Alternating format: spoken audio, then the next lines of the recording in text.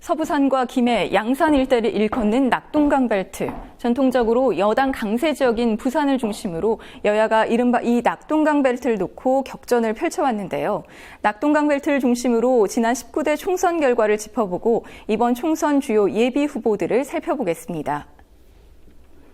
낙동강 벨트는 부산 서부 지역을 중심으로 두 곳으로 나눠 흐르는 낙동강 주변을 가리키는 말입니다. 여권 성향이 강한 부산, 울산, 경남에서 여야의 최대 승부처로 꼽힙니다. 우선 부산에서는 북구 강서구 갑, 북구 강서구 을, 사상구, 사하구 갑, 사하구 을이 속해 있습니다. 여기에 주변에 위치한 김해와 양산을 포함해 낙동강 벨트라 일컫습니다. 낙동강 벨트에서 야당이 의미 있는 성과를 거뒀다고 평가받는 지난 19대 총선, 19대 득표율을 기반으로 살펴보겠습니다. 먼저 부산입니다.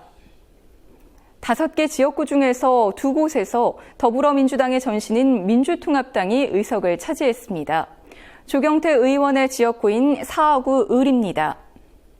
당시 조 후보는 새누리당 안준태 후보를 상대로 3선 고지를 이뤘습니다.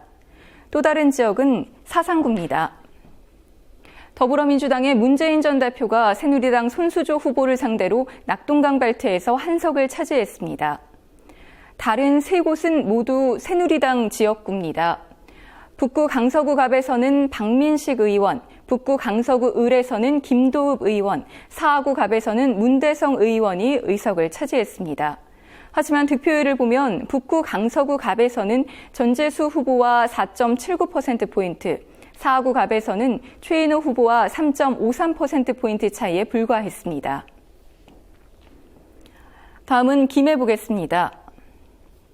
민주통합당 민홍철 의원이 불과 1.16%포인트 차이로 승리한 김해시 갑입니다. 김해시 을에서는 새누리당 김태우 의원이 민주통합당 김경수 후보를 상대로 의석을 차지했습니다. 양산 보겠습니다. 양산입니다.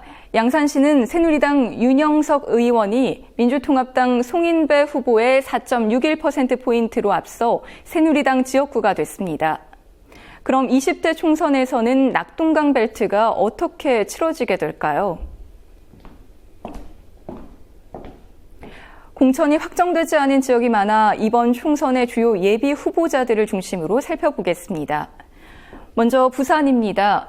새누리당 박민식 의원과 더불어민주당 전재수 후보의 격돌이 예상되는 북구 강서구 갑입니다.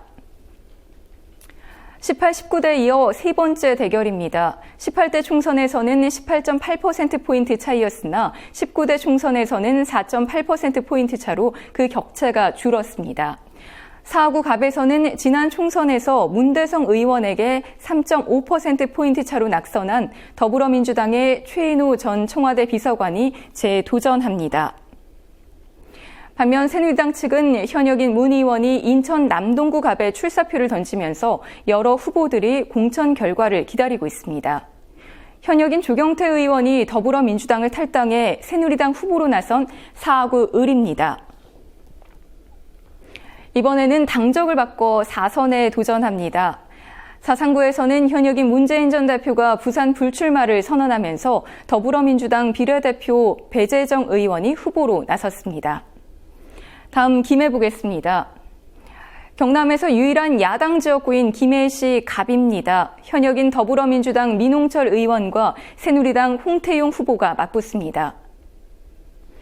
김해시 을에서는 새누리당 김태우 의원이 불출마하면서 새누리당 이만기 후보와 지난 총선에 이어 재도전하는 더불어민주당 김경수 후보가 격돌합니다. 이번 선거구 획정으로 분구가 이루어진 양산입니다.